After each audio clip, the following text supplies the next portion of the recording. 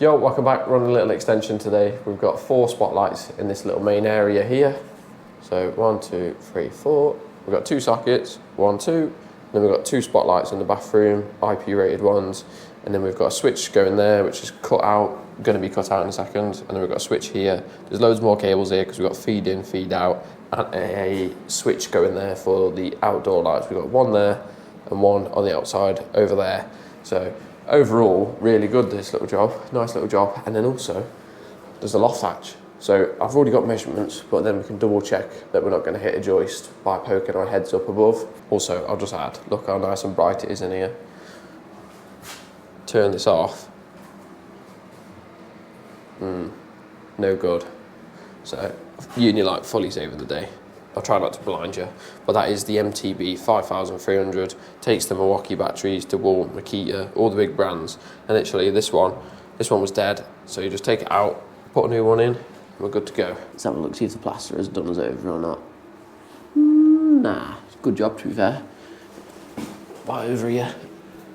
Good job again. To be fair, I know the plaster, so that's all right. Oh God, I'm getting blinded. Right, let's make these sockets off. What I'm going to do first is just run my knife around the edge. Now it's dry, the plaster, clean the edges up, pull the cable out, sweep out all the rubbish, strip the outer sheathing back, sleeve it up, and then start connecting. This one's the singular one, so I'll double over the ends. Literally about a minute later, got it all stripped, doubled over, sleeved, and then we're fitting the Verso range again. Had a few spare in the van from the last job.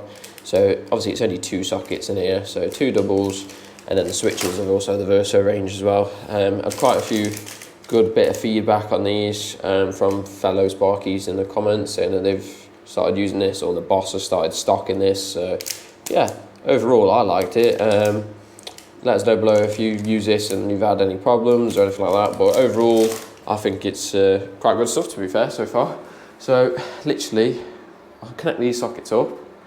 Then I'll start marking the lights out. With the lights, it's a bit of a weird one to be fair. You probably can't see too much, but this light steps in and then goes across a bit. It's not a perfectly flat wall.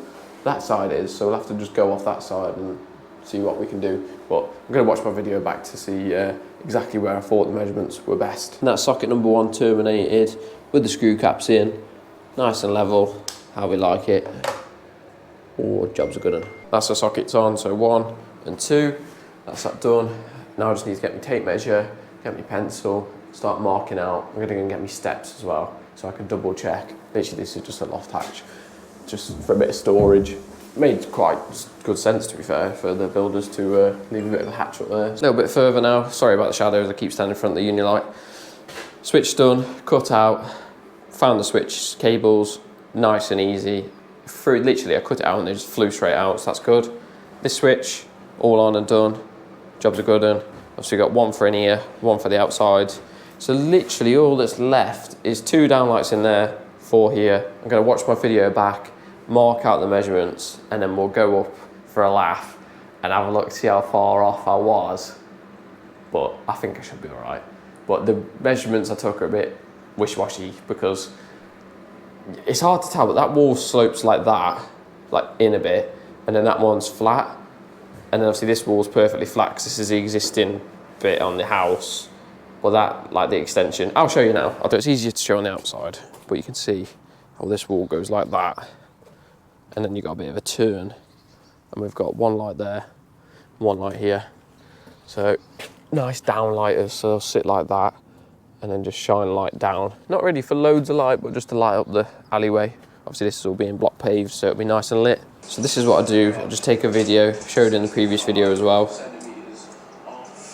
Reading out the measurements, and you can visually see exactly where I'm measuring. So you don't make any boo-boos.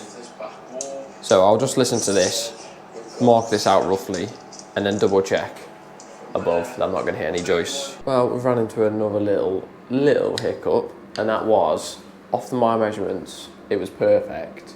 The only thing was, where the lads have put the loft hatch, it's like a bit too close to the downlights, which ain't really their fault. There ain't really anywhere else to put it, but it's one of them. It's just happens to be that's the trough that the downlights are in. So what I've done is I've shifted them over 2 inches that way and then that one shifted it over a couple inches. So then you got the same measurement. You got 7.5 inches between that, and then that and that, and then I've done the same over here. So we've got one there, there, and there. This one here, if I could take you up, so you can see it's there, just on the edge. And then if I try not to smash my head again, I'll just use my phone because my other unit light's in the van. So it's going to land around there somewhere, and I'll be perfectly within the trough. There's no beams to be hit. And you can see here what I've done. I've clipped it to the one side, clipped it the other, and then it runs all the way along. And then this side, let's double check. Yeah, that's going to be perfect. Just there. So that will drop down nicely. The ones in the bathroom I can check in a minute. Those ones over there, I'm just going to stick a screwdriver up on that front one, but it should be mint. You can see I've clipped it all nice and neat. I didn't have any clips on me, I've run out of clips, so I've just all round banded it, but that's more than sufficient. Neater than some of the work I've seen. Stuck my screwdriver up, you can see where the white plasterboard's poked through. So that's well within the middle of the trough, and I see my cables over there. So I'll get these cut out and get the cables pulled down, but they should just fall down straight away. And then we'll hop into the bathroom and do that. Oh, I keep smashing my head off these beams. I've set you up here so you can see where it comes through. Just gonna go and set the drill up, and I'll drill straight up. No, my luck, I'll probably drill straight through them cables. So let's flap them out of the way.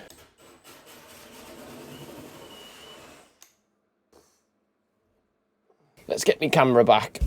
As you saw, that worked an absolute treat on all of them. Well, you've only seen the one. So that one's done. That one's done. That one works mint. It's just a reflection off the wood. I've not drilled into the wood, don't worry. And then, oh, I'm balancing on the top step. Probably shouldn't be doing this. That one works mint. Works mint? Worked mint. And then we're over there in a second onto the two in the bathroom. But I'm going to get these poked down the cables. I hope that's enough cable. It doesn't look it. We'll soon find out. And then terminated these. The lights were fitting, JCC fire guards. Tend to fit these nowadays just because the customer then has the option of replacing the bulbs, not actually replacing the whole units. Go-to downlights are either the fire guards, or if I'm limited on space, I'll go for the V50s because then they're only 50mm, hence they're called 50 V50s. So yeah, fire guards, JCC, absolutely mint. We've got 4 IP20 bezels. Obviously you can technically get your finger through it, but just, yeah, they're fine. And then you've got 2 IP65 waterproof ones with the glass for in the bathroom.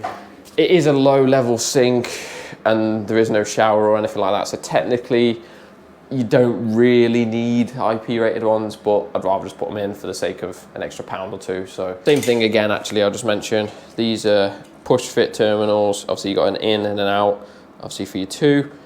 Literally just push them in, and then if you want to release them, you just push that down like so, and the cables will come out. So it's nice and easy really. It's just like big Wagos. Strip the correct amount, make sure there ain't any grey showing out of the enclosure, and then literally when you come to done, just push it all. Sounds like you're breaking it, but you're not. And obviously this will pinch down on the grey. Another good thing about this light, you can use it to charge your GoPro when it dies. Save the day again. So all the downlights are in now, apart from this last one. I just want to show you this one here.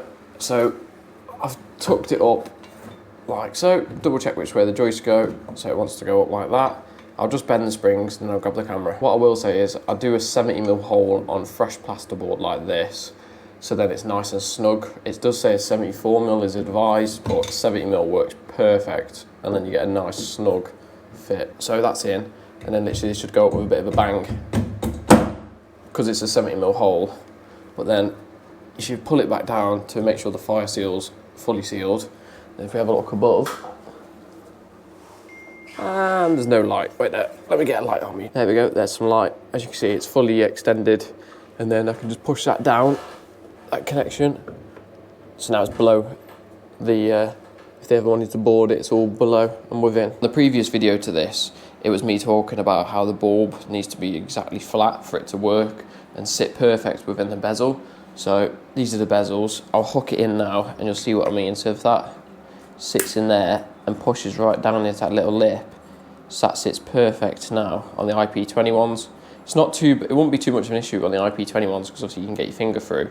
Whereas the IP65s, when they have the glass bit there, if you have a concave bulb, then it would hit the glass and then it sits funny.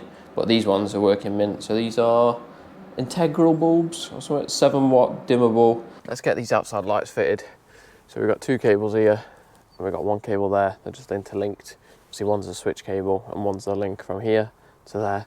So we've got the Milwaukee SDS, impact, both lights. We've got 2 bulbs in my pocket, some red plugs, some screws. Let's get it on mounted. With these light fittings, so you take that apart, literally a GU10 just slips straight in. I'll do that last, and you've got chocolate blocks. Some people just cut that off and use Wagos, but I'm actually going to just use them because why not? And I've run out of Wagos 2 ways.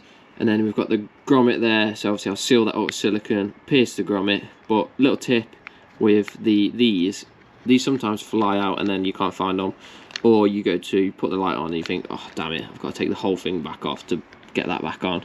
So simply just get some tape, put some tape over that, stop it falling out, and keep it in the fitting itself. Don't matter how pretty it looks, just as long as you can't see it from there, and then you can rattle this around as much as you want and they can't fall out. So now I'll get the cable, pierce that, get the cables through, marksman it on the wall, and then get the red plugs drilled and get this mounted. There's one on.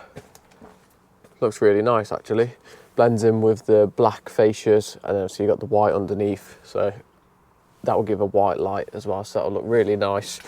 Subtle lighting down this alleyway. Obviously you've got the one there, which is perfectly spaced on this gap. And you've got the one here, perfectly spaced on that gap. And that's us all done. So we're all powered up, all tested. Some people are probably gonna say, you've not tested it. I have tested it. It's all fine. It's all on and working. The customer's over the moon with it. So what we've got is the 4 spotlights, 2 double sockets working, switch here for the 2 downlights and the downstairs WC. And then let's take you on the outside and have a look at them outdoor lights, which are operated via the switch here. On the outside now, let's have a look at the outdoor lights. Oh, lovely. At night, that will look really good, that will. So you can already see it's giving that nice shine effect down the bricks. So obviously it's a bit of lighting and then a bit of effects as well, or visuals as such, from the front as you're looking down the side. This is probably my 3rd extension. I've done a garage conversion, a big extension, this extension, done some more downlights. I've been doing loads of downlights and extensions recently, which is really good to be fair. So good money and good enjoyable jobs at the end of the day. Something different every day. Overall, really nice job, not too hard, and really nice finish. So thanks for watching, catch you next one, bye.